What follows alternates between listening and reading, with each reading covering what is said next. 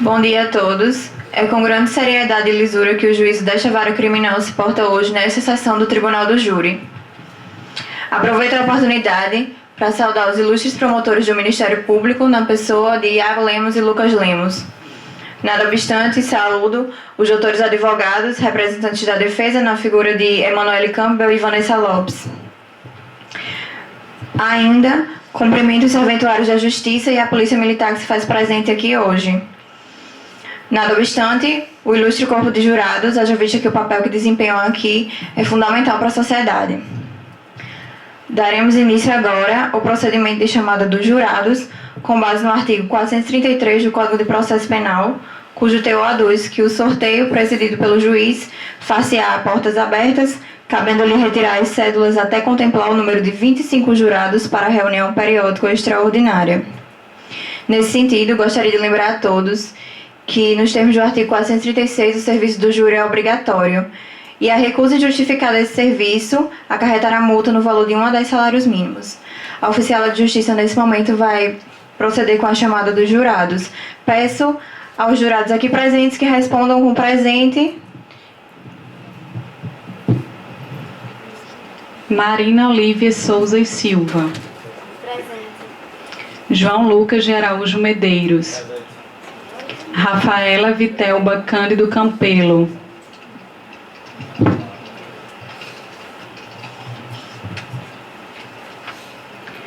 Carlos André Paulino Pereira. Presente. Salisa Furtado da Câmara Oliveira. George Aureliano de Lima Correia Filho. Presente. Arthur Nascimento da Costa. Presente. Elder Gabriel Padilha Martinho. Brena Maria de Lima Freire. Amanda Larissa Guedes e Melo. Laís Alves de Oliveira. Natália Santos Tinoco da Costa. Mateus de Moura da Silva. Presente. Aelson Lopes da Mata Júnior. Presente. Ana Carolina Luiz Prodanov. Bárbara Raíssa Pinheiro de Lima. Beatriz Moura Barbosa. Brenda Carolina Guedes Davin Silveira. Cátia Santos Lima. Ciro Alexandre Gomes Bezerra. Presente. Gabriel Noronha Dantas. Presente. Jadson Gomes de Medeiros. Kívia Raíssa Florencio de Mendonça. Presente. Sofia Batista Tavares.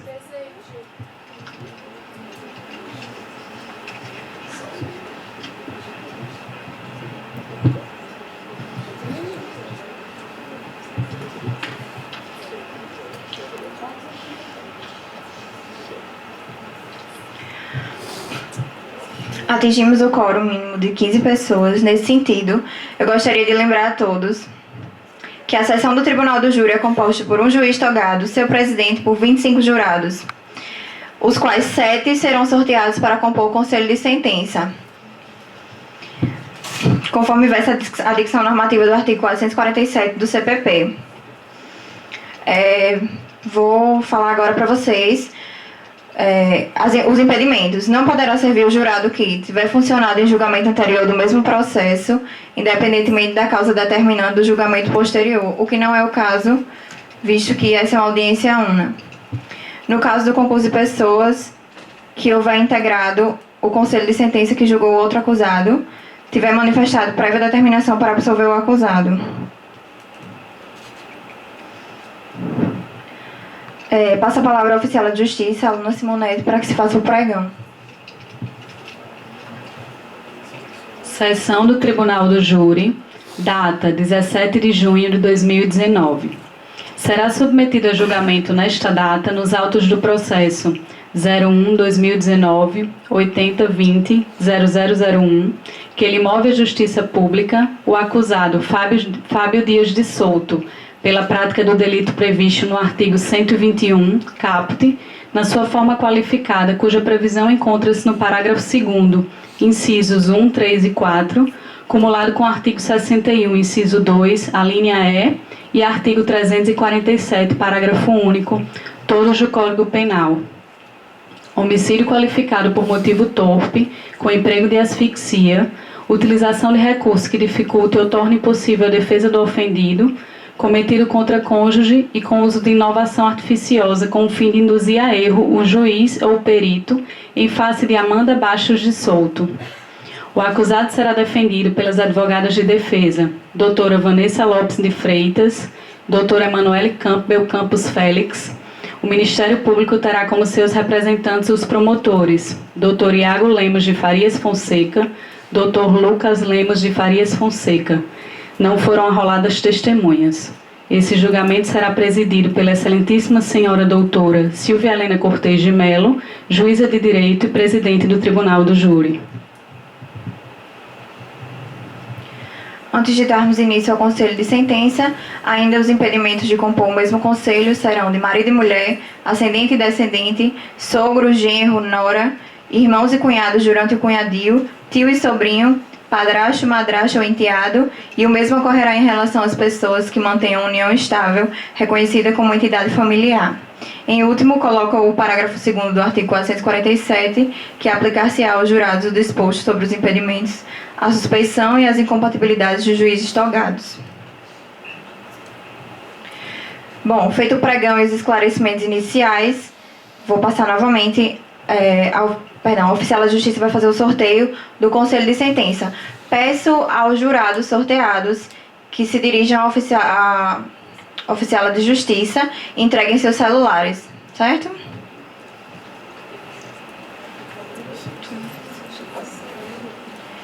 Todos os jurados sorteados vai ser constado em ata. George Aureliano de Lima Correia Filho. Pela ordem, a defesa recusa. A defesa tem direito a 3 recusas peremptórias. A primeira foi feita. Marina Olívia Souza e Silva.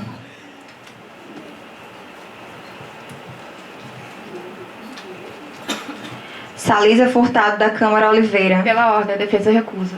Segunda recusa motivada. Mateus de Moura da Silva.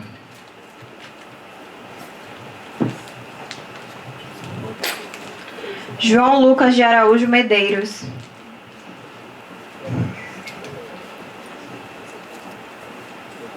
Arthur Nascimento da Costa.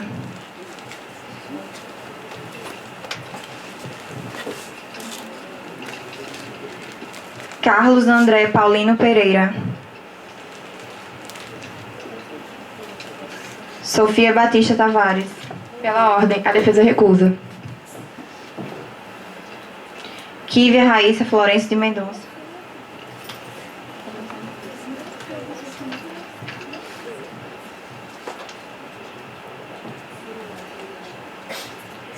Brenda Carolina Guedes Davim Silveira. Pela ordem, o Ministério Público recusa. Primeira recusa do Ministério Público. Kátia Santos Lima. Pela ordem, o Ministério Público recusa.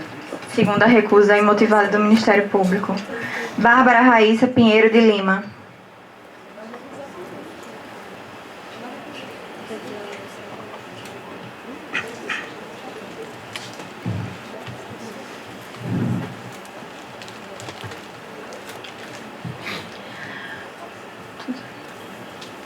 Advirto os senhores jurados que, em observância ao parágrafo 1º do artigo 466, uma vez sorteados para compor o Conselho de Sentença, não poderão comunicar-se entre si, nem manifestar sua opinião sobre o processo, sob pena de exclusão do Conselho e multa. Formado o Conselho de Sentença, peço que todos fiquem de pé para que seja proferida a exortação. Senhores jurados, ao final todos respondem com assim o prometo.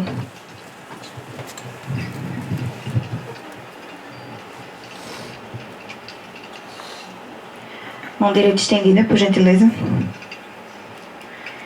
Em nome da lei, concito-vos a examinar esta causa com imparcialidade e a proferir a vossa decisão de acordo com a vossa consciência e os ditames da justiça. Assim prometo. Nesse momento, a oficiala de justiça procederá com a entrega das decisões de pronúncia e dos termos de compromisso dos jurados, que ao final devem ser assinados. Pela ordem, Excelência, a defesa gostaria de pedir que fosse entregue aos jurados também, junto com a decisão de pronúncia, um esquema que nós vamos utilizar, o qual já encontra acostado nos autos do processo, as folhas 21, só para fins de ilustração. Certo. Pela Procedimento. ordem, o Ministério Público pede vista. Vistas ao Ministério Público, por gentileza. Qual a folha?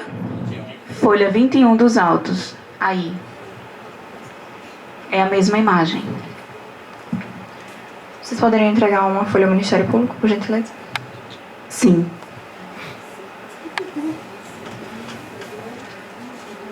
Oficial de Justiça, pode entregar.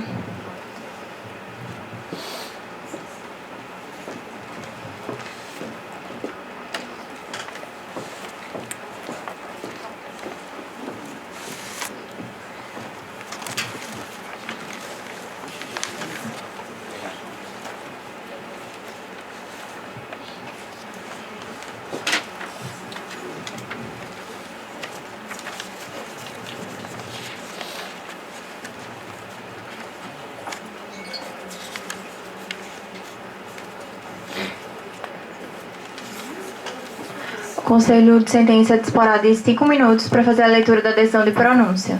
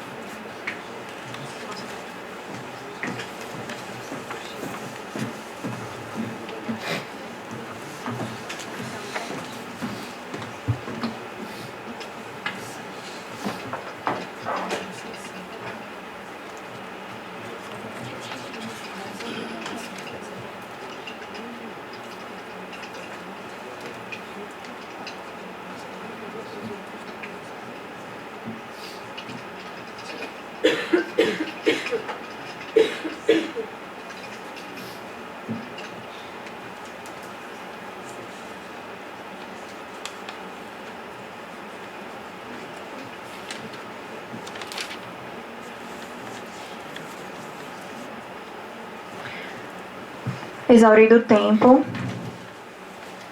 o Ministério Público se posicionou a respeito do requerimento da defesa. Não, o Ministério Público não se opõe.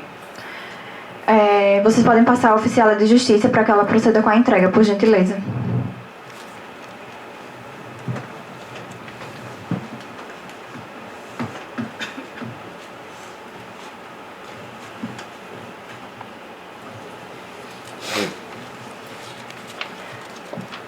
Enquanto a oficial de justiça faz a entrega, por força dos ditames do artigo 476, será concedida a palavra ao Ministério Público, que fará a acusação nos limites da pronúncia ou das decisões posteriores que julgaram admissível a acusação, sustentando, se for o caso, a existência de circunstância agravante.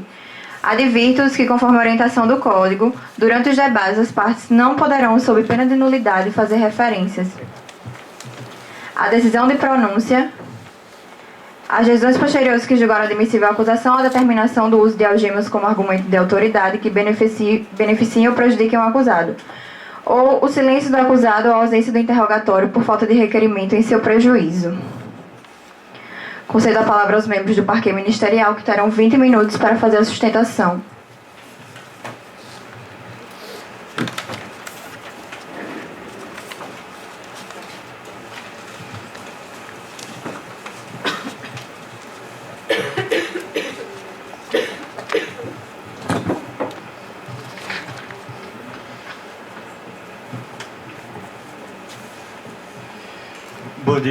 Bom dia a todos. Inicialmente gostaria de saudar a excelentíssima senhora doutora Silvia Helena de Mello, em nome de quem saúdo também os colegas de acusação e os doutores advogados aqui presentes.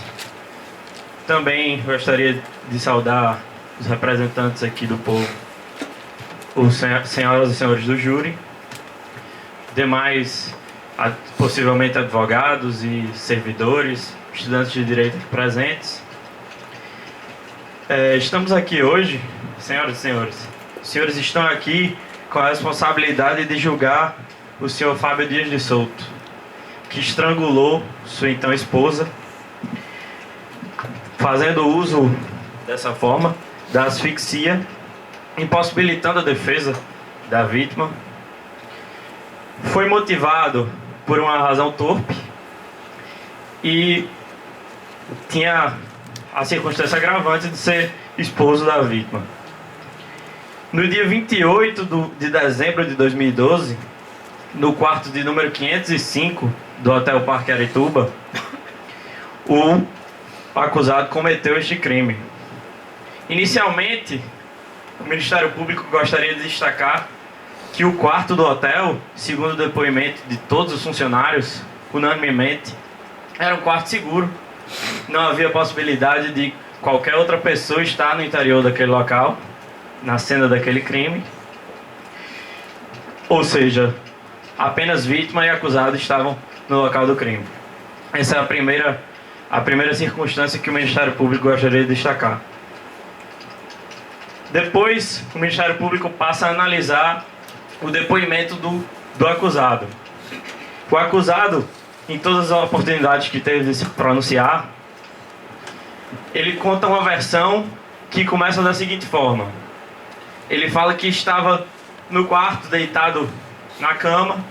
Sua esposa tinha entrado para o banheiro para tomar banho, quando ele ouviu um barulho vindo do banheiro e, estranhando aquele barulho, foi até o banheiro, onde sua esposa estava desfalecida dentro do box. Só que aí notem, senhores, que o box tinha 1 metro quadrado. A esposa do acusado, a vítima, a senhora Amanda Bastos de Souto, tinha 1,74 m, mais ou menos a minha estatura. Uma pessoa com a minha estatura caída dentro de um box de 1 metro quadrado. Então o acusado fala que, vendo que a esposa estava ali desfalecida, adentrou o box e, não conseguindo retirá-la ali de dentro, quebrou a porta do box para que pudesse socorrê-la, ou tentar ao menos. Em um box de 1 metro quadrado, com uma pessoa de uma estatura um tanto quanto grande, como é que seria possível que esse acusado entrasse dentro daquele box? Até onde eu sei, eu não sei em que planeta que esses fatos ocorreram, mas nesse aqui, até onde eu sei, 2 corpos não podem ocupar o mesmo lugar no espaço. Então não sei como é que o acusado conseguiu entrar nesse box. Mas ele disse que entrou e quebrou o vidro do box. Ainda, o acusado falou que arrastou a vítima por cima dos vidros e a carregou até o local onde ela foi encontrada, onde ele tentou fazer uma massagem cardíaca nela. Só que todos os funcionários do hotel, todos os socorristas, todas as pessoas que passaram por dentro daquela cena, falaram que não tinha nenhum vestígio de vidro arrastado pelo quarto, ou muito menos de água.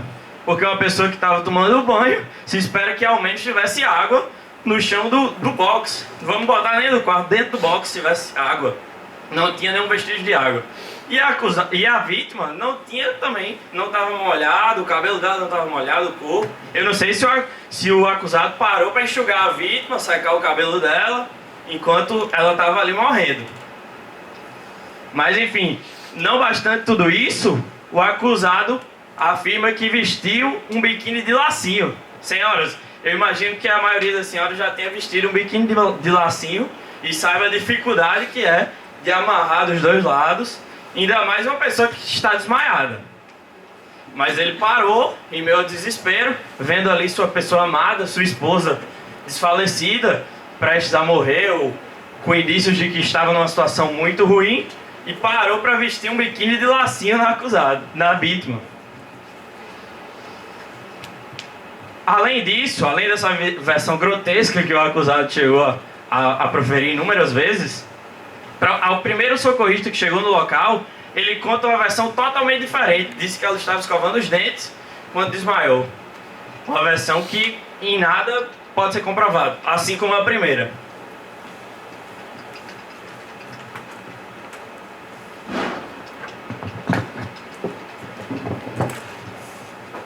A insegurança e a frustração levam o homem à violência e à guerra.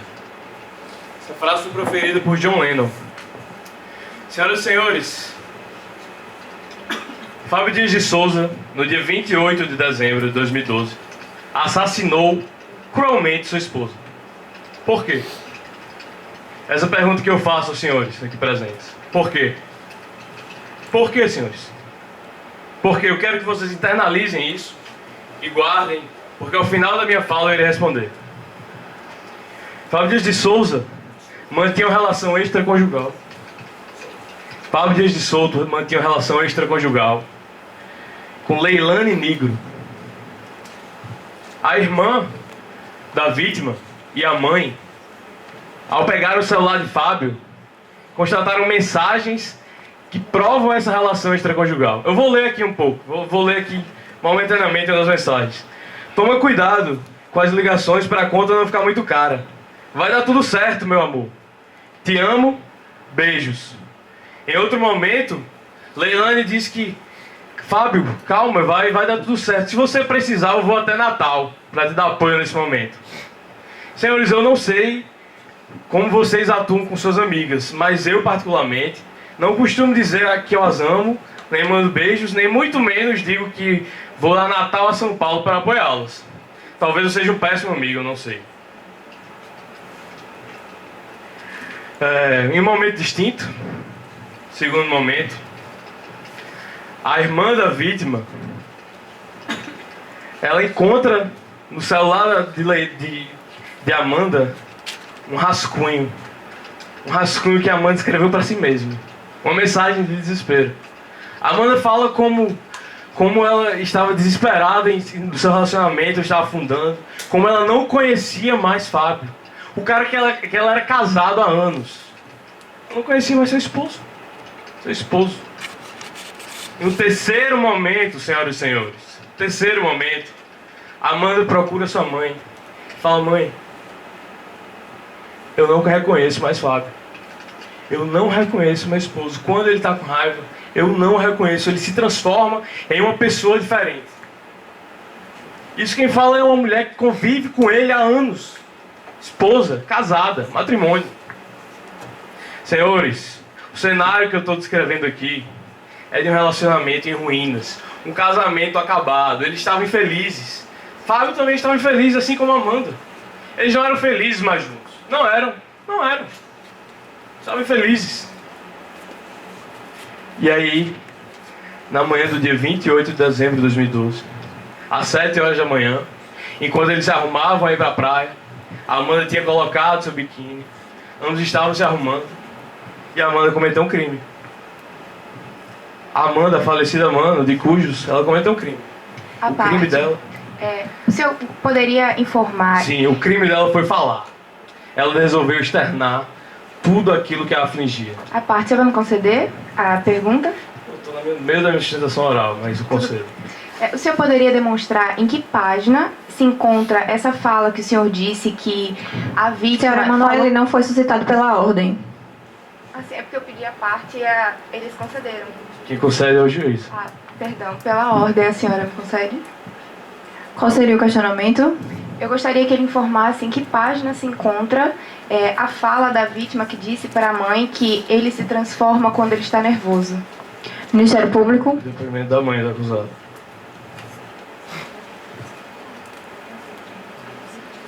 Isolda, a mãe Isolda, o depoimento de Isolda. Só um minuto. No depoimento da mãe de Amanda, Dona Isolda, na página 71 dos autos. Do inquérito, perdão.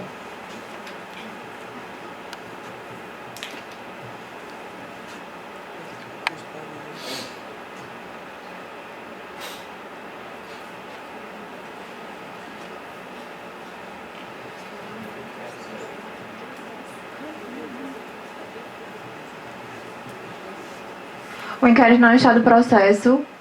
Peço que os senhores fiquem adstritos ao que passou pelo crivo do contraditório, que está dentro do processo, dos autos do processo.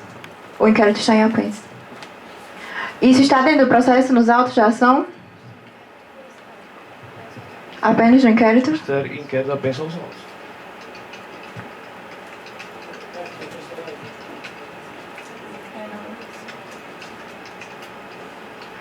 Podem continuar e a gente vai abrir o inquérito. Ok, eu espero que o meu tempo seja restituído. Sim, foi pausado o tempo. Ok. Um momento aqui para eu reconstituir.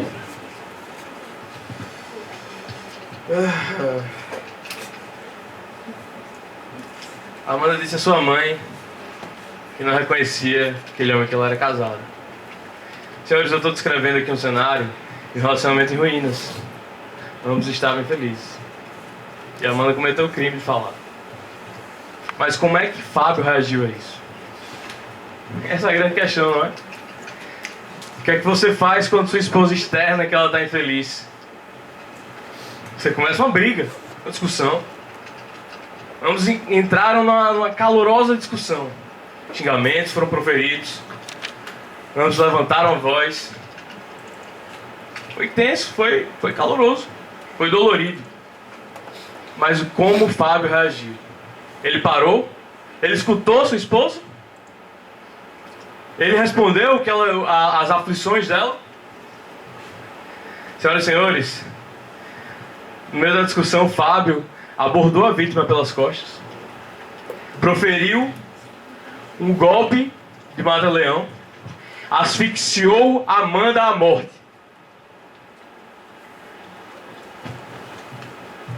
Amanda morreu por ter falado naquele dia. Ela morreu. Durante os 20 minutos que se seguiram, 20 minutos não, Fábio tentou reanimá-la antes. Ele realmente tentou. Ele tentou reanimá-la e os vizinhos provaram isso. Os vizinhos, em seus depoimentos, falaram que escutaram os gritos: acorda, acorda, vai. Isso eram as tentativas de Fábio de reanimá-la. Ele realmente tentou salvar a vítima. Fábio tentou. O problema é que os seus gritos de acorda, acorda, vai cessaram. Assim como sua tentativa de reanimar a Amanda cessou. E do momento que esses gritos cessaram, ao momento que Fábio fez sua ligação à recepção do hotel para pedir ajuda, temos um lapso temporal de 20 minutos. 20 minutos! 20! O que foi que Fábio fez nesses 20 minutos? Eu digo a vocês, ele realizou o que ele tinha feito, ele percebeu a barbaridade que ele tinha cometido. Mas como ele reagiu a isso? Ele correu pro telefone? Não correu pro telefone para pedir ajuda, não. Fábio foi ao banheiro, quebrou o box e tentou forjar uma cena de crime, do crime que ele cometeu. Ele tentou forjar, tentou ludibriar os olhos da justiça. Senhoras e senhores, não bastando todas as contradições do depoimento do acusado, não era suficiente, ele não ia parar por aí. A barbaridade de Fábio não acabou. Ele tentou liberar o corpo de Amanda do ITEP. Disse que a Amanda queria ser cremada. Ele chegou para o funcionário do ITEP, falou: não, amigo, por favor, libera o corpo aí da minha esposa, porque ela precisa ser cremada o quanto antes. O funcionário falou: não, Peraí. Como é que uma mulher dessa idade, jovem, morre do nada durante o banho?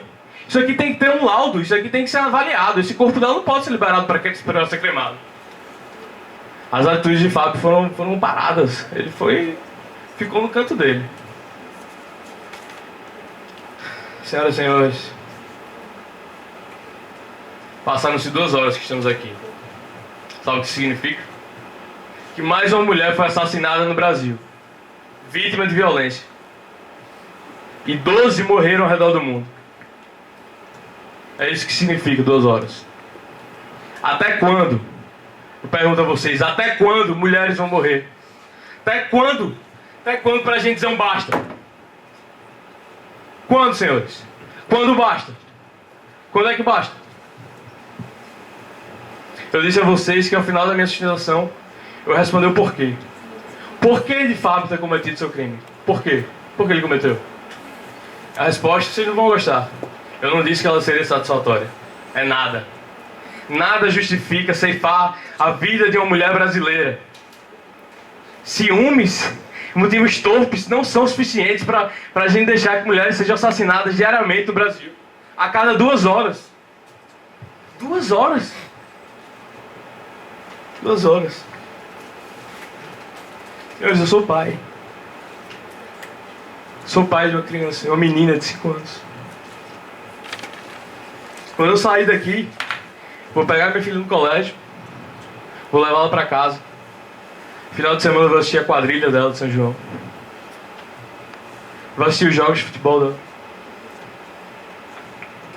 Vou ver minha filha crescer. Sabe quem não vai fazer isso? A mãe de Amanda, Isolda. Isolda nunca mais vai poder segurar sua filha nos braços. Nunca mais. Nunca mais vai poder beijar o rosto do seu filho, dizer que a ama. Nunca mais.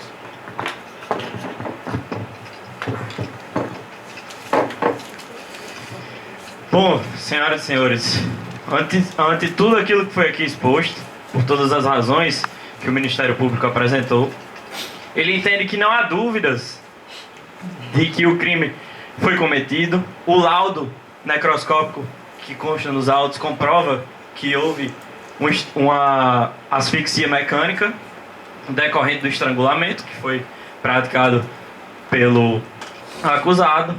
Só os 2 se encontravam na cena do crime, razão pela qual a autoria também não resta dúvidas de que foi do senhor Fábio Dias de Souto. E a motivação do crime já foi amplamente demonstrada aqui. É evidente que foi por uma insatisfação pela reação que sua esposa teve, por uma traição que o senhor Fábio Dias de Souto cometeu. E não resta dúvidas também de que eles eram casados. Então, o Ministério Público entende que não há outra forma de os senhores procederem se não votar pela condenação do senhor Fábio Dias de Souto. Obrigado.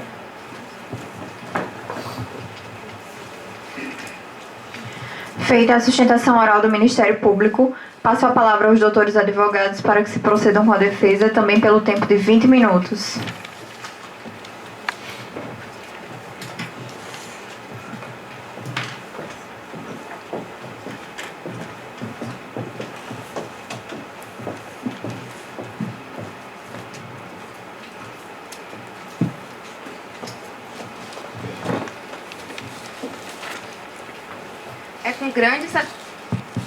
É com grande satisfação que nós nos fazemos presentes nessa sessão de julgamento. Gostaria de dirigir meus cumprimentos à excelentíssima juíza Silvia Helena por estar dirigindo essa sessão. Também aos ilustríssimos representantes do Ministério Público, nos quais eu tenho o prazer de estar trabalhando nesse caso hoje. Recebo meus cumprimentos. Gostaria também de cumprimentar os serventuários da Justiça e a Polícia Militar, que também aqui se faz presente, pois sem eles nada disso também estaria acontecendo. Bem como cumprimento a todos aqui presentes e ao Conselho de Sentença, o instituto mais democrático do nosso ordenamento jurídico, sem o qual nada disso também poderia acontecer. Em verdade, Vossas Excelências, as senhoras e os senhores são as pessoas mais importantes aqui hoje, pois estão em suas mãos a vida e o destino de Fábio. Bom, eu peço que analisem tudo com muita serenidade e compreensão, para que ao final a gente possa dar ao réu tudo o que ele tem direito de obter. Na minha fala, eu não quero que vocês tenham pena, nem dó dele, não. Longe disso. Eu só gostaria que, ao final, analisassem tudo com calma e realizassem justiça. Bom, a defesa hoje veio trazer os fatos como realmente aconteceram. E não como deveria ter acontecido ou poderia ter acontecido, como trouxeram os nossos amigos do Ministério Público. A nossa tese hoje é de que não ocorreu um homicídio doloso, mas sim uma lesão corporal seguida de morte. E nós vamos demonstrar isso para vocês hoje. A circunstância que ocasionou a morte de Amanda teve como ponto de partida um ciúme desta, que criou uma rival imaginária e começou a lançar provocações diárias ao seu esposo. Ela tentava conversar de todo modo sobre isso, só que não de uma forma muito calma, lançando provocações, insultos e assim sucessivamente. Na noite de 27 de dezembro de 2012, Amanda tentou iniciar uma discussão com seu marido. Discussão essa que se tornou acalorada e acabou sendo escutada por Alex, o hóspede do quarto 506 ao lado do casal. Inclusive, ele falou isso em seu depoimento, nos tempos de 12 minutos e 20 segundos a 13 minutos. Na manhã seguinte, no dia 28 de dezembro de 2012, Amanda reiniciou com as suas provocações pela manhã, enquanto o casal estava se arrumando para seguir a programação de viagem da família. Tentando relevar para que eles não tivessem mais um conflito, Fábio ignorava as palavras de Amanda, que não parava. Inclusive, começou a ofender sua honra, começou a atacar cada vez mais, afirmando com todas as palavras de que ele tinha sim uma amante, sem qualquer prova disso. Depois de muitas provocações, ela continuou ofendendo e Fábio, de fato, perdeu a cabeça. Excelências, conviver com provocações diárias é como estar submetido àquela velha técnica de tortura chamada gota chinesa. Não sei se os senhores conhecem. No começo, é muito fácil ignorar a gota que cai a cada 5 segundos. Depois de 20 minutos, a gota começa a incomodar.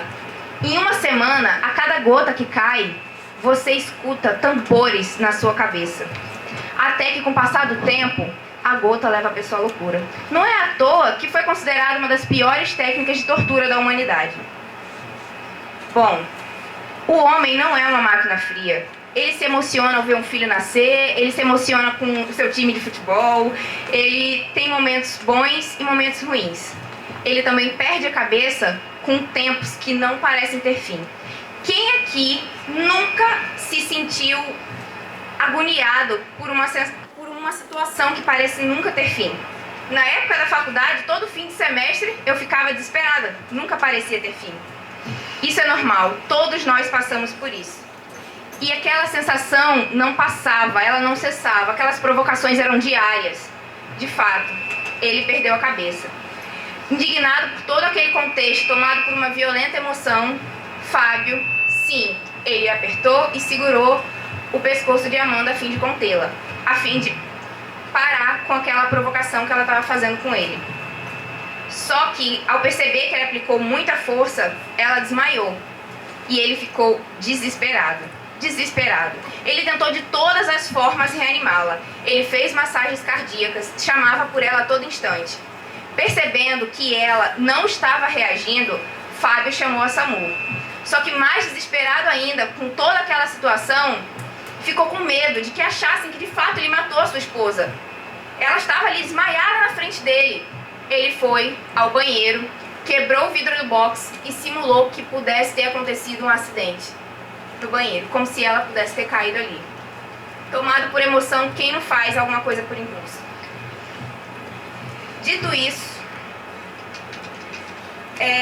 vale ressaltar que, diferente do que os nossos colegas do Ministério Público disseram, ela não faleceu naquele dia. Ela, de fato, desmaiou, ficou desacordada, mas ela faleceu 5 dias depois. Ela não faleceu naquele momento. O que só comprova que, se ele tivesse querendo matar sua esposa, ele teria aplicado força suficiente para isso. mas ele não quis isso. Em momento algum, ele não teve a intenção de matar a sua esposa.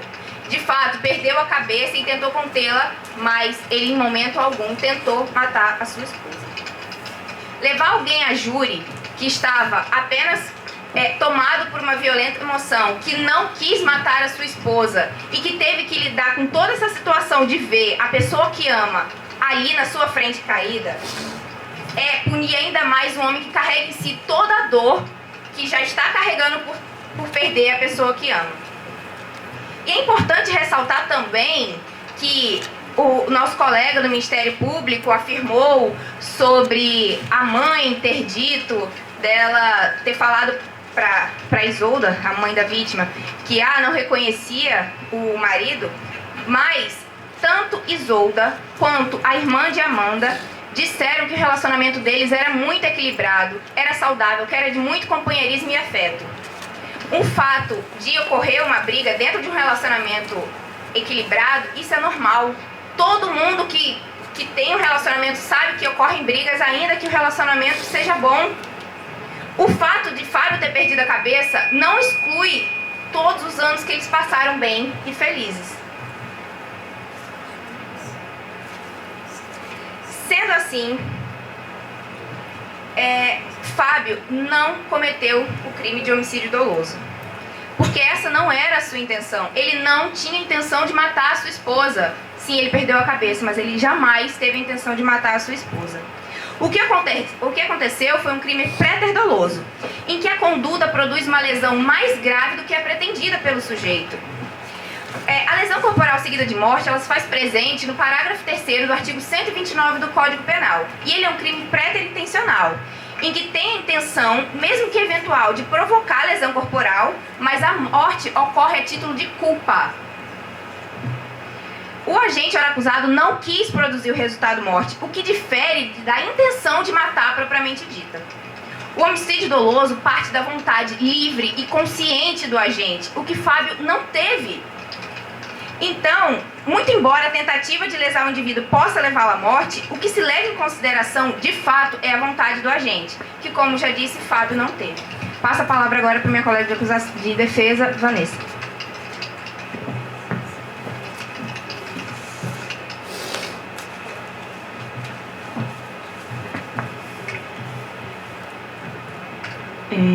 Bom dia. Estendo a todos os cumprimentos feitos pela minha colega da defesa e, em especial, aos excelentíssimos jurados hoje aqui presentes, os quais têm a importante missão de decidir o futuro e o destino de Fábio Dias de Souto. Senhoras e senhores, é necessário mencionar as inúmeras incongruências e lacunas existentes tanto no laudo necroscópico quanto no laudo pericial realizado no imóvel no quarto 505 do hotel do Arituba Parque Hotel. Isso porque a lisura e a precisão desse documento é de suma importância para que não se façam alegações infundadas e por quanto as informações constantes nesse laudo estão sendo utilizadas pelo Ministério Público quando do exercício da sua atividade acusatória. Começo falando a respeito do laudo necroscópico, o qual consta das páginas 19 e 22 do inquérito, elaborado pelo médico legista Dr. Cícero Tibério Landim. Apresentou conclusões pouco precisas. Por quê? Porque dos 5 quesitos que foram apresentados para esse legista, 3 restaram prejudicados, ou seja, não foram respondidos de forma satisfatória, não dão nenhuma resposta precisa que nós temos que saber. Percebam, senhores, que por esses quesitos, que já vai estar na tela, poderiam comprovar, caso esses quesitos tivessem sido respondidos de forma satisfatória, poderiam comprovar que Fábio Dias de Souto não tinha intenção de matar sua esposa, principalmente o quesito de número 3. Além disso, ao ser questionado a respeito da causa da morte de Amanda, o legista se limitou a dizer que foi encefalopatia anóxica devido à asfixia mecânica decorrente de constrição cervical e consequente compressão das vias aéreas, sem explicar especificamente qual tipo de asfixia empregada. O que deixa margem para muitas dúvidas, pois como é que nós podemos dizer que uma pessoa asfixiou outra e não dizemos como isso ocorreu? Explicando melhor aos excelentíssimos jurados aqui presentes e também aos membros do Ministério Público, já que estes disseram que ocorreu um estrangulamento, eu quero dizer que existem 3 tipos de asfixia mecânica. O enforcamento, que decorre da constrição do pescoço por um laço, que se acha dado e fixo a um ponto, no qual a vítima morre por causa do peso do seu próprio corpo. O estrangulamento, que é a asfixia por constrição do pescoço por meio de laço, e esse laço pode ser uma corda, um fio, um arame, um pedaço de tecido, enfim. E sendo que no estrangulamento, um terceiro exerce essa força. A vítima não morre por causa da força do seu próprio corpo, mas sim porque existe uma pessoa tracionando esse laço. Dentre os sinais, senhores, que demonstram que uma pessoa foi estrangulada, nós podemos mencionar a projeção externa da língua, uma possível otorragia, que é uma hemorragia pelo ouvido. Nós temos também a ruptura do tímpano, o arroxeamento dessa região aqui, auricular, e também dos lábios. E também existe a presença de espuma sanguinolenta recobrindo a boca e as narinas. A ausência desses sinais, senhores, sim, porque ninguém que esteve no quarto presenciou esses sinais de que realmente teria havido um estrangulamento. Então, a ausência desses sinais e a omissão do laudo em mostrar que tipo de laço foi utilizado, se foi uma corda, se foi um fio, enfim, demonstram que, de fato, o estrangulamento não ocorreu e que, ao contrário do que afirma o Ministério Público, a violência empregada por Fábio não foi tão grande assim, visto que não se encontram presentes os elementos que caracterizam o estrangulamento. Por fim, a esganadura é o tipo de asfixia mecânica em que o agente a pratica com as mãos. Para a sua execução, senhores, para a execução da esganadura, é imprescindível que uma das pessoas envolvidas no conflito tenha uma força muito superior à da outra, capaz de obstar a sua defesa. O que nesse caso não ocorreu, porque nós sabemos que entre Fábio e Amanda não existia uma desproporção de força muito grande. Inclusive, Amanda era fisiculturista e o próprio laudo, na página 20, diz que ela tinha boa compleição física, quando analisa as suas características físicas. E boa compleição física, senhores, significa corpulência, robustez e vigor. Portanto, é preciso reconhecer que o laudo foi demasiado sucinto e que, caso tivesse sido feito com o devido rigor e a devida diligência, comprovariam que, embora Fábio tenha usado uma força superior à que ele deveria usar para conter a sua esposa, que era sua intenção, contê-la, a constrição feita por ele durou muito pouco tempo, o que mostra mais uma vez que ele não tinha intenção de matá-la.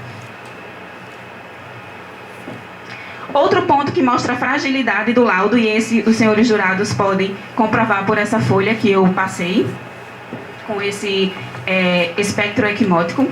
Outra fragilidade é que consta que a vítima possuía 2 equimoses violáceas. Considerando, senhores, que a equimose, como mostra no papel que eu vos entreguei, ela é vermelha no primeiro dia, violácea do segundo ao terceiro dia e azulada do quarto ao quinto dia, é pouco provável que o perito tenha visto a cor violácea, visto que realizou a perícia no 5º dia após o que ocorreu no hotel. Sabendo o perito, senhores, porque isso é sabido em toda a área de perícia médica legal, conforme amplas doutrinas, e os próprios peritos com certeza sabiam disso, sabendo o perito que do 4º ao 5º dia a equimose deveria estar azulada, por que não tirou uma foto para comprovar que havia violácea, visto que essa era uma cor incomum para a quantidade de dias?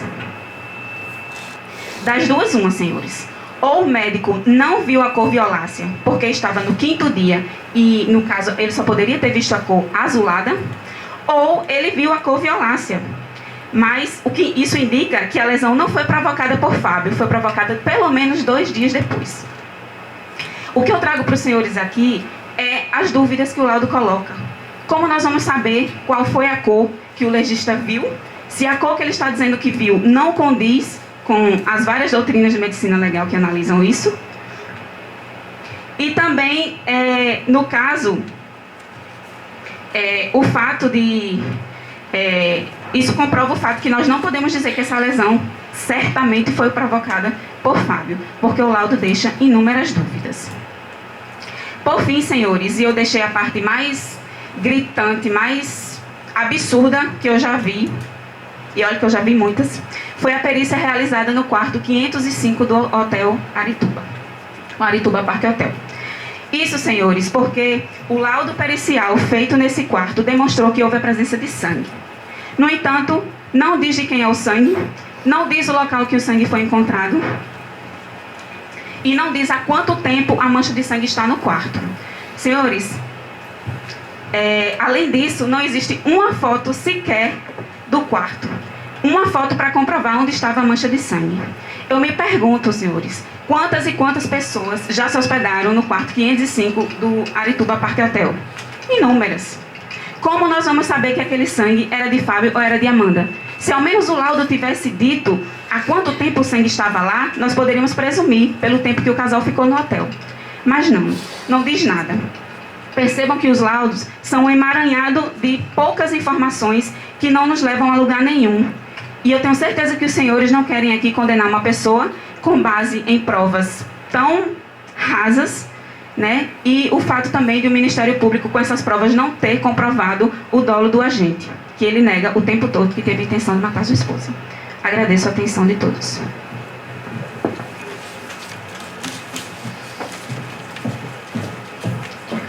Concedo tempo de 5 minutos ao Ministério Público para réplica.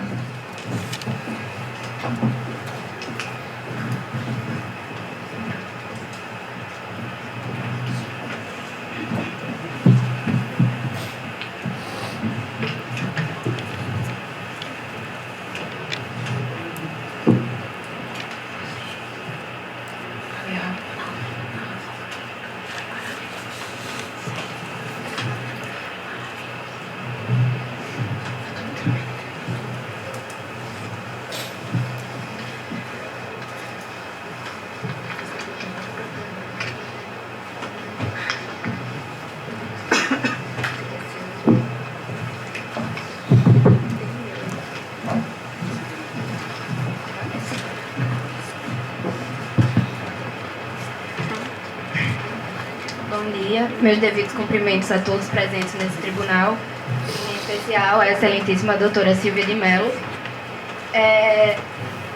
Senhores jurados, eu vim aqui pedir desculpas a vocês.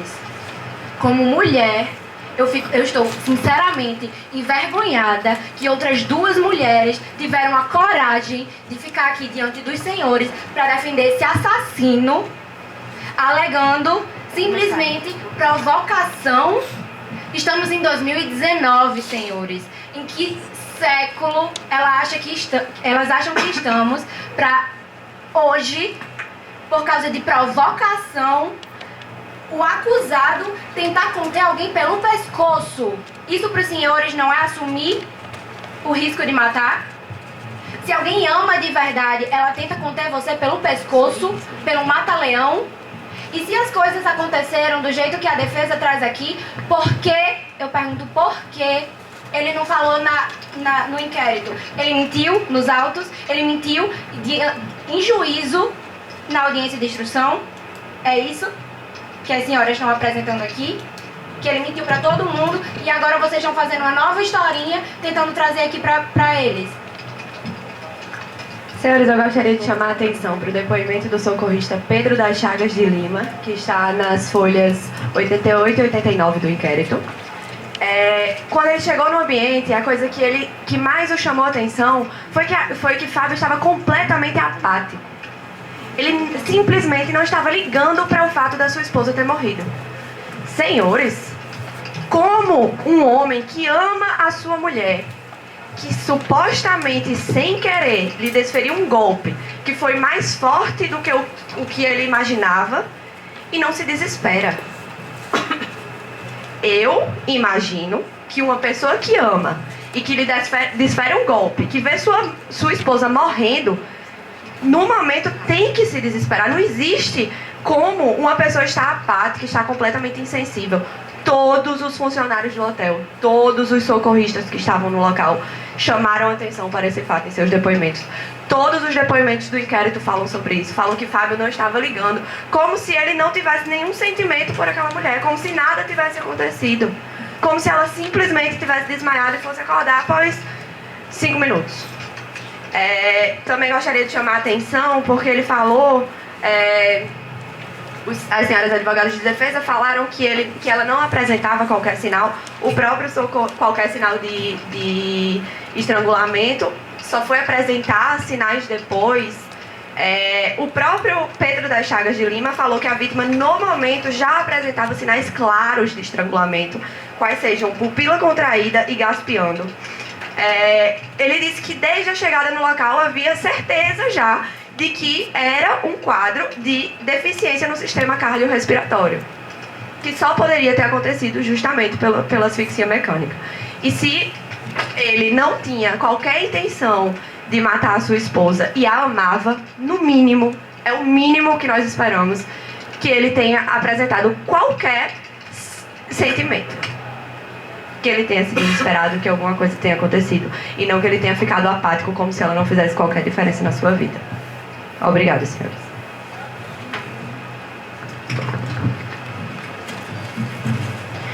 Tempo de 5 minutos para a defesa para fazer a tréplica.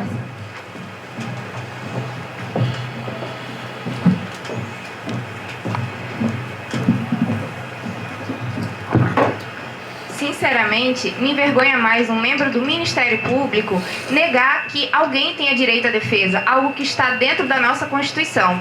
Está, inclusive, no artigo 5º, inciso 55. Aos litigantes em processo judicial ou administrativo e aos acusados em geral, são assegurados o contraditório e a ampla defesa. Bom, a doutora promotora, excelência. Sim. Em nenhum momento eu cheguei a comentar que ele não merecia defesa. O meu questionamento foi a tese que as senhoras criaram. Bom, eu acho que todo mundo presenciou ela dizendo que tinha vergonha de 2 advogadas defendendo um assassino. Também ela disse sobre mata-leão. Mata-leão seria um golpe por trás. Como é que o Ministério Público, ele comprovou em algum momento, teve algum momento do laudo que comprovou esse golpe? Eu acredito que não. E quanto à dúvida de por que ele não falou antes, de fato, ele não falou antes tudo o que tinha acontecido. Ele confessou depois, porque ele teve medo, simplesmente medo disso que está acontecendo agora. Pela Teria ordem? acusado ele. Pela ordem, excelência, eu gostaria de saber em que momento nos autos está a confissão do acusado. Ele falou para os seus advogados, que está aqui agora fazendo a defesa, que tem plenitude de defesa, inclusive. Então, ele nos contou e nós viemos aqui fazer a sua defesa. Foi suscitado aqui, senhores, pelo Ministério Público, que o réu não bolsou nenhuma reação. Mas não é do meu conhecimento que todas as pessoas tenham a mesma reação a tudo, né? Cada um sabe o que se passa no seu íntimo, cada um tem a sua cabeça e as pessoas reagem de forma diferente às situações distintas e também iguais. É como no caso de pessoas, por exemplo, que vão a enterros e começam a rir. Vocês acham que elas estão achando aquilo engraçado? Não, não é. É uma reação, é psicológica, uma reação nervosa, que não é a reação que todo mundo espera. Senhores, diante do exposto, eu reitero que os laudos foram realizados de forma atécnica, por isso não podem ser utilizados para justificar uma condenação criminal. Então, quantas dúvidas eu não suscitei aqui perante Vossas Excelências hoje? Vossas Excelências têm certeza que Fábio matou a sua esposa porque quis, com dolo, com intenção? Enquanto defensores da correta aplicação do direito, temos o dever de lembrar aos senhores um dos princípios basilares do sistema brasileiro, que é o indúbio pro réu. Esse princípio tem por objetivo impedir a condenação de pessoas que não cometeram crimes. Ou seja, esse princípio, ele serve não só a Fábio, que não cometeu o crime a que é ele imputado, cometeu outro e não o nega. Ele serve para todos nós, protege toda a sociedade e não só um indivíduo em específico. É necessário ressaltar que como eu já falei, ele protege toda a sociedade e que os senhores, eu espero que os senhores realizem um exercício de empatia, né, se colocando no lugar do réu e analisem criteriosamente a fim de garantir o resultado que o resultado desse julgamento seja verdadeiramente justo, dando a Fábio Dias de Souto aquilo que ele realmente faz jus, não condenando por um crime que ele não cometeu. Obrigada.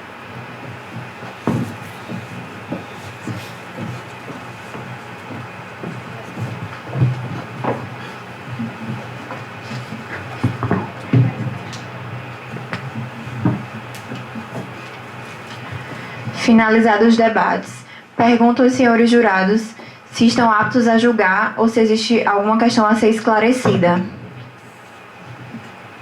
Os senhores têm alguma dúvida? Precisam de algum esclarecimento? Sim? Posso me direcionar a de quem é a dúvida? O senhor pergunta e eu direciono, por gentileza.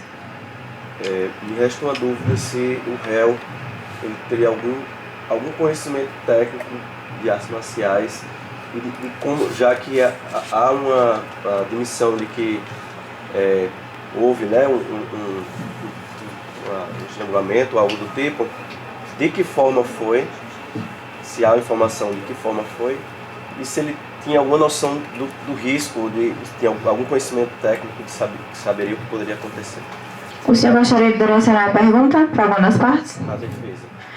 A defesa, o réu Fábio Dias de Souto teria algum conhecimento técnico? Seria praticante de artes marciais? Como teria se dado o estrangulamento? Possível estrangulamento? O senhor Fábio Dias de Souto, ele tinha conhecimento, sim, de técnicas de jiu-jitsu, só que ele tinha praticado essa arte há muito tempo atrás. Não tem como a gente dizer que ele era expert por causa disso, e também não tem como a gente precisar se ele utilizou um golpe de jiu-jitsu. O que a gente sabe foi que ele segurou o pescoço de sua esposa com a intenção de contê-la tão somente. Na página 3 do inquérito tem essa alusão que ele já praticou anteriormente a arte marcial do jiu-jitsu. 3. Página 3. Aonde?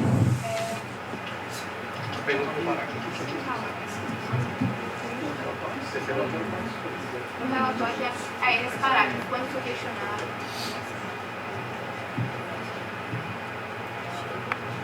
Tá dando para ver? A questão está esclarecida? Sim. Mais algum esclarecimento a ser feito?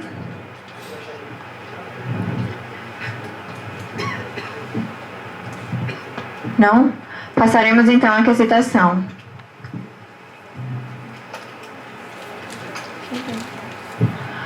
Tem alguma dúvida? Dando seguimento, agora que foram aclaradas todas as eventuais dúvidas e controvérsias, passemos à quesitação. Em observância aos pressupostos incrustados no artigo 483 do CPP, os quesitos foram formulados na seguinte ordem: indagando sobre a materialidade do fato, a autoria ou participação, se o acusado deve ser absolvido, se existe causa de diminuição de pena alegada pela defesa, se existe circunstância qualificadora ou causa de aumento de pena reconhecida na pronúncia ou em decisões posteriores que julgaram admissível a acusação. Parágrafo 1º. A resposta negativa de mais de 3 jurados a qualquer dos quesitos referidos no inciso 1, a materialidade do fato, e 2, a autoria ou participação deste artigo encerra a votação e implica a absolvição do acusado. Decididos os jurados pela condenação, o julgamento prossegue e deve ser formulado os quesitos sobre causa de diminuição da pena alegada pela defesa, circunstância qualificadora ou causa de aumento de pena reconhecida na pronúncia ou em decisões posteriores que julgaram admissível a acusação. Serão entregues aos senhores 2 plaquinhas, uma com a palavra sim e outra com a palavra não. Baseado nas perguntas, nos quesitos que eu vou falar para vocês votam. São 2 caixas, uma caixa do voto e a outra caixa do descarte. A defesa gostaria de adicionar 2 quesitos, que foram inclusive passados. Quais são os quesitos? Se o réu teve a intenção de matar, que foi a nossa principal tese de defesa, que ele não teve a intenção de matar, e se ele cometeu o crime em violenta emoção, o que gera uma diminuição de pena do parágrafo 4º do artigo 129 do Código Penal. Certo, doutor. Eu vou ler os quesitos e vocês falam um momento e eu verifico se é possível, ok?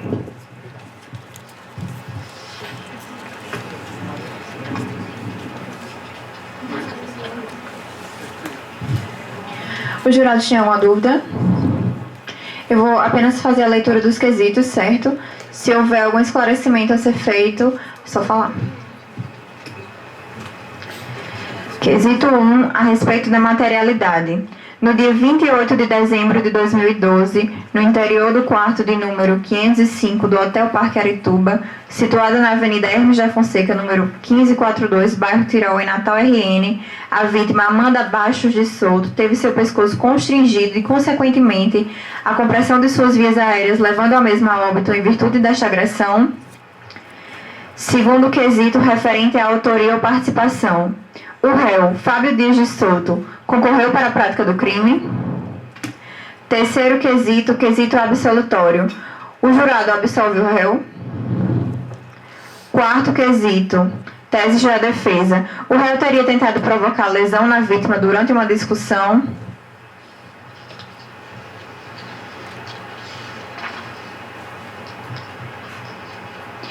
Quinto quesito, o réu Fábio Dias de Souto tinha a intenção de matar a vítima.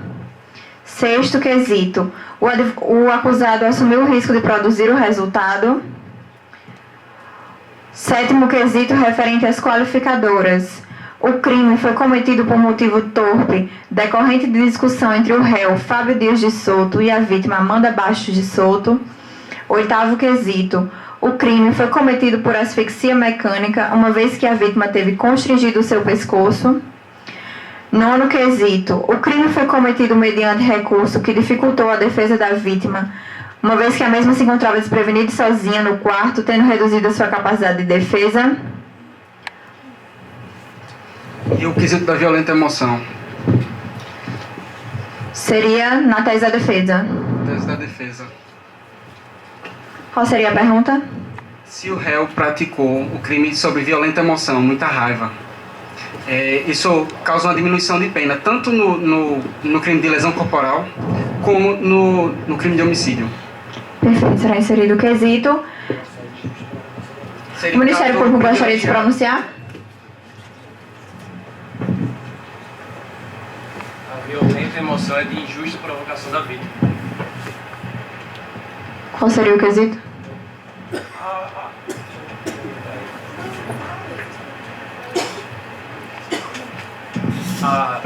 A violenta emoção precisa de uma seguida de uma antecedida de uma injusta provocação da vítima. Então teria que ser adicionado isso no quesito.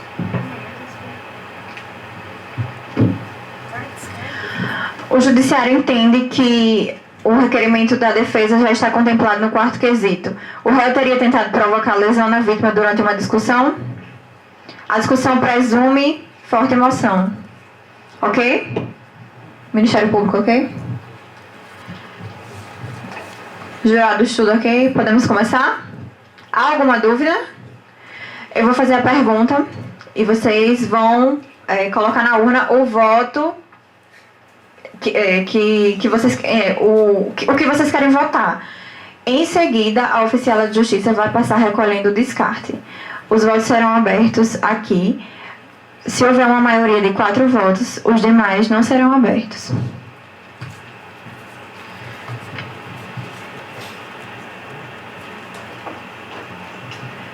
Primeiro quesito. Tudo ok com os papéis? Primeiro quesito acerca da materialidade. No dia 28 de dezembro de 2012, no interior do quarto de número 505 do Hotel Parque Arituba, situado na Avenida Hermes da Fonseca, bairro Tirol, em Natal, RN, a vítima Amanda Bastos de Souto teve seu pescoço constringido e, consequentemente, a compressão de suas vias aéreas, levando a mesma a óbito em virtude desta agressão. Senhores jurados, não mostre o voto.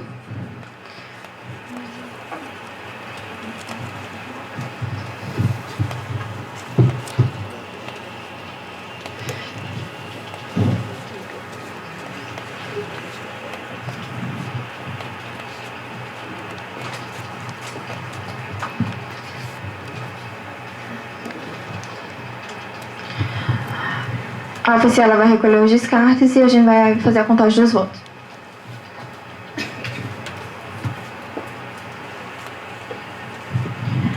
Primeiro sim. Segundo sim. Terceiro sim.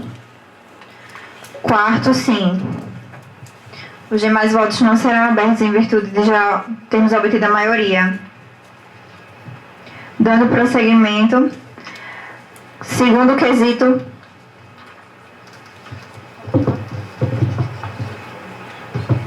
Só um instante.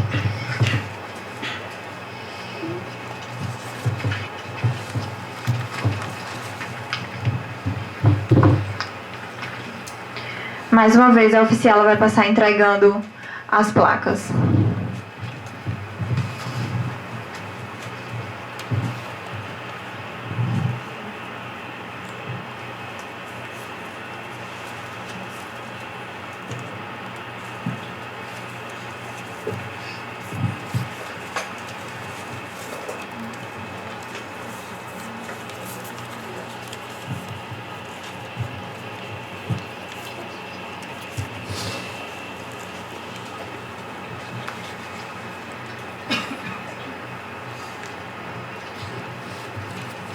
Tudo certo? Segundo quesito, acerca da autoria ou participação. O réu, Fábio Dias de Souto, concorreu para a prática do crime?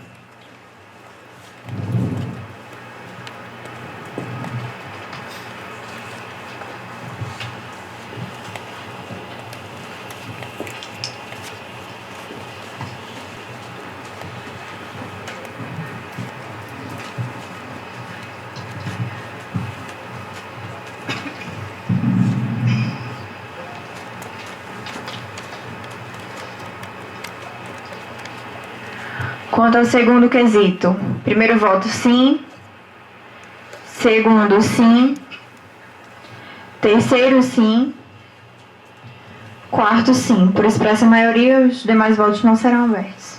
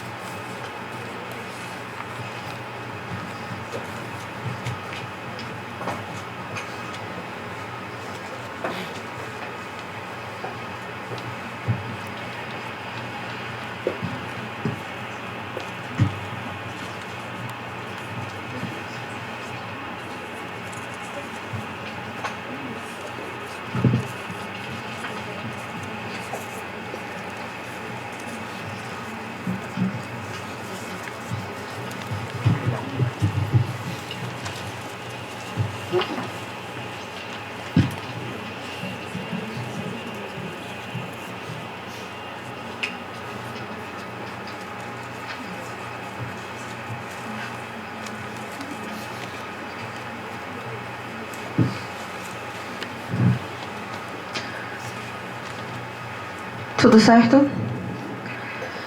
Terceiro quesito, quesito absolutório. O jurado absolve o réu?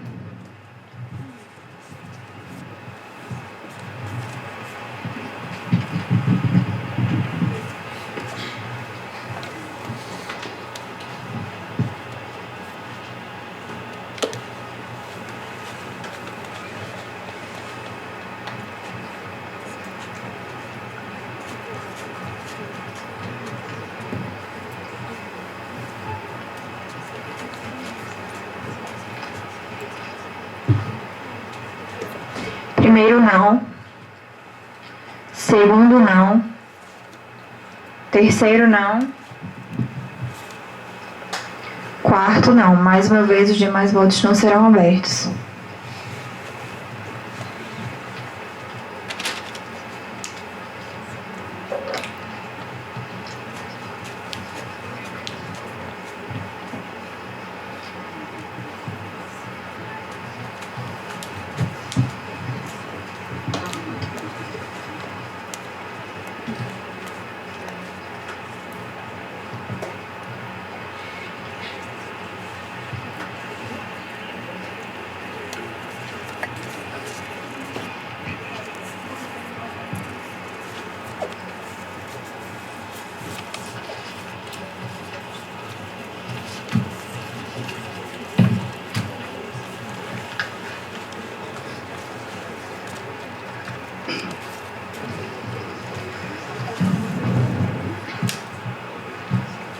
Quarto quesito, acerca das teses levantadas pela defesa. A tese foi de lesão corporal. O réu, Fábio Dias de Souto, teria tentado provocar lesão corporal na vítima durante uma discussão.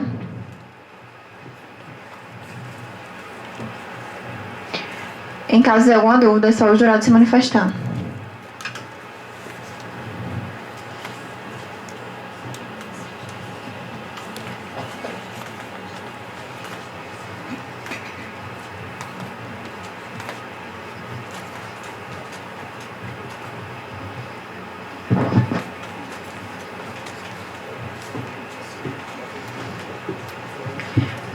Primeiro não.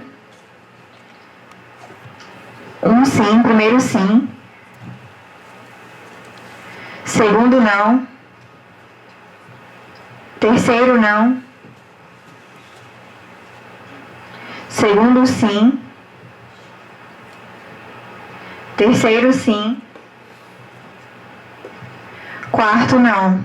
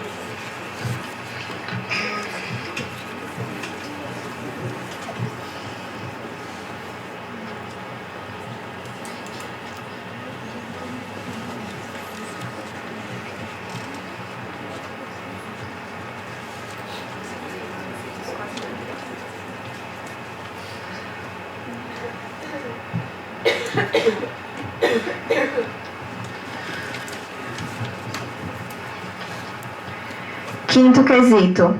O réu Fábio Dias de Souto tinha intenção de matar a vítima?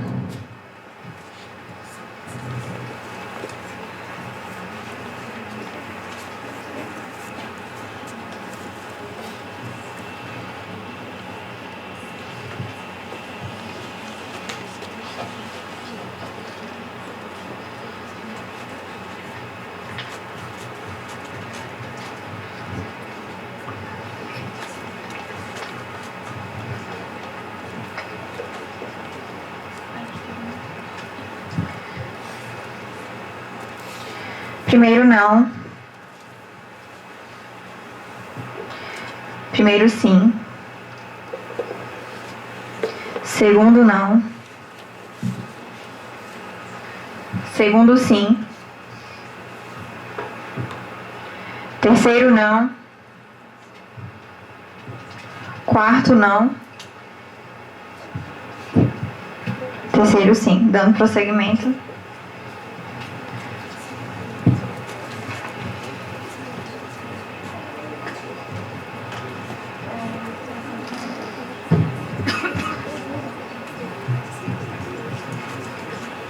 Alana?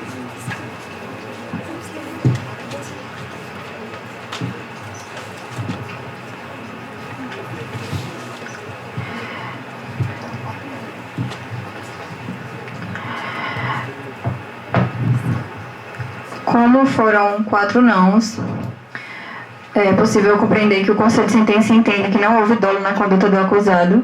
Sobremaneira, encerra-se a sessão do júri, haja vista que não se caracteriza crime doloso contra a vida. Logo, não se engendra na competência do tribunal do júri, mas sim do juiz singular do primeiro grau.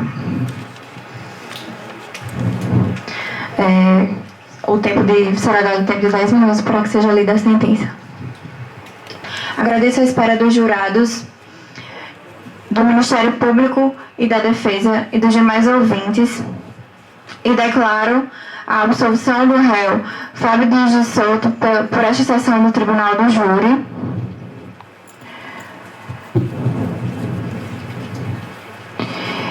E declaro encerrada a sessão e a sentença será lida em momento posterior. Está liberado. Obrigada.